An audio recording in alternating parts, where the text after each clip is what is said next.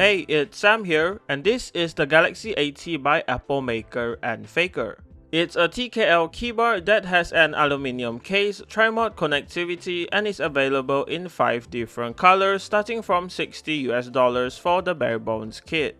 In the box, there's the Galaxy80 user manual, a switch and keycap puller, a Type A to Type C charging cable, 2 extra switches, and a hard plastic cover for the keyboard.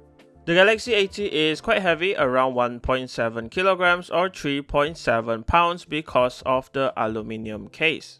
So the keyboard has a 10 keyless layout with an extra F13 key.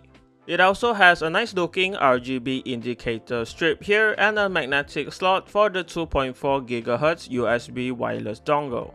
Here is how the side looks with the MDA profile keycaps, and the case does have a slight curve to the top. The front of the keyboard is clean without any logos, and it has a front height of just under 20mm. On the back, there's just the Windows and Mac OS toggle, the Type-C connection port, and the on-off switch in the middle. On the bottom, there's just 4 silicone feet and the Epomaker and Feker collaboration badge in the middle with the Galaxy80 design printed on it. Moving on to the keycaps, they are MDA profile and double shot PBT. The colorway of the keycaps do fit the case nicely, and the legends appear to be sharp and clean. The thickness of these keycaps are decent too, around 1.4mm. I think these keycaps are okay for the price, but you do need some time getting used to the MDA profile. The switch included on the keyboard is the Feker Marble White switch. It's a 5-pin linear switch that actuates at 42 grams and bottoms out at 47 grams. It's a decently smooth switch as it comes slightly looped from the factory, and it also produces a clacky sound when pressed.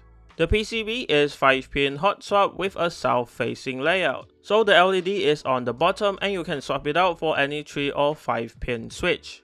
The stabilizers are plate mounted and they come generously looped. They do work fine, but the feet on the bottom are not clipped, so it does wobble just a little, as you can see.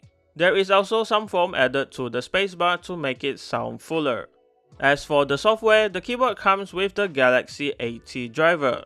Here you can set different configurations for the keyboard, remap and customize the keys and function layer, create new macros or import existing ones to the keyboard, configure the RGB lighting effects down to the exact color code you want, create custom RGB effects manually for the individual keys, and even have some fun by making the RGB reactive to sound, as you can see. Besides doing all of that, you can also configure the key response time, the sleep time, as well as other settings here. Honestly, if you like RGB, there is quite a lot you can mess around with in the software and on the keyboard, and it does look nice with bright and saturated colors. Alright, now let's move on to the teardown to see the components and mods included. The case is held together with 8 screws which are hidden under these small rubber covers. They are really easy to remove and the screws just come out after that. With the case now open, there's just one cable connecting to the daughter board that needs to be disconnected for the plate and PCB to come out.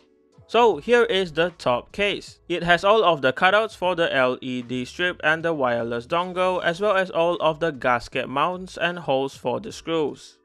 In the bottom case, there's a piece of EPDM case foam on top of a piece of PET insulation film, which is covering the 4000 mAh battery and the daughter board here in the middle. The plate and PCB is held together with just 4 more screws. And as for the mods here, there's a piece of pre-cut PET insulation film, an IXPE switch pad, and a thick piece of pre-cut Poron plate foam. The plate here is polypropylene and it has flex cuts, making it really flexible. The PCB also has flex cuts, as you can see, and it has KL hot swap sockets on the back. It also appears to be able to support a knob at the F13 key, as it has all of the connectors on the PCB.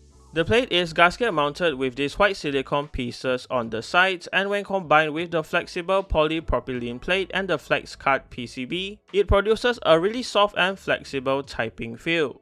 It is softer than most polycarbonate and POM plates that I've tested, but it doesn't feel unstable in my opinion. Okay, with the software and hardware of the keyboard covered, we can finally move on to the typing sound test.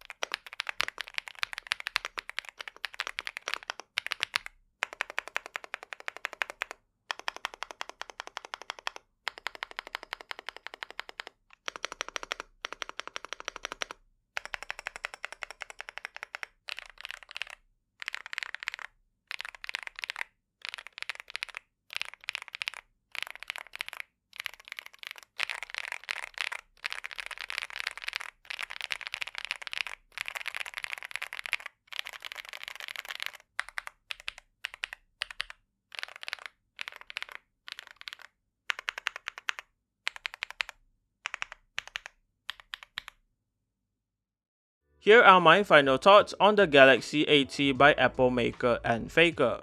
Personally, I think as a barebones kit, it has a lot of potential. However, as a pre-built, it still sounds great and comes with decent switches and keycaps. If you are in the market for a decent budget TKL, this might be a good option. So if you're interested in the Epomaker and Feker Galaxy80, it will be linked in the description below for you. And that does it for this video. Thanks to Epomaker for the keyboard and thank you for watching. Leave a like on the video if you liked it, dislike it if you didn't, and remember to subscribe if you haven't. See you in the next one.